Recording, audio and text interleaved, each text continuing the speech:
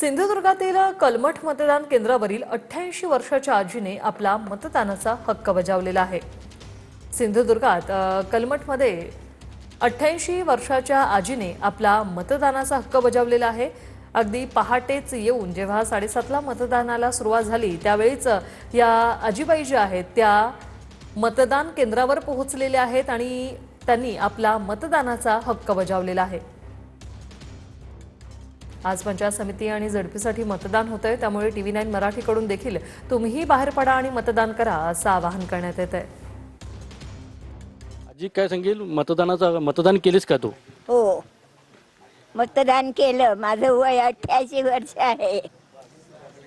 किती वर्ष तुम्ही मतदान करते सतत आहे? आता बरेच वर्ष करते। काय सांगेल इतर जे मतदार आहेत त्यांना काय सांगशील तू आजी? मी माझं मतदान केव्हाच चुकवलं नाही। आजारी असले तरी सुद्धा येऊन देऊन जात होते। बाकीच्यांनी पण असेच द्यावीत। नक्कीच बाकीच्यांनी पण अशाच प्रकारे म्हणजे 88 वर्षाची आजी मतदान येऊन करू शकते, तर इतर मतदारांनी सुद्धा अशाच प्रकारे येऊन मतदान करावं असं आवाहन देखील आजीने केलेलं पाहायला मिळतंय। कॅमेरामन सुमित गजनेसह अनंत पाताडे, TV9 मराठी, सिंधुदुर्ग।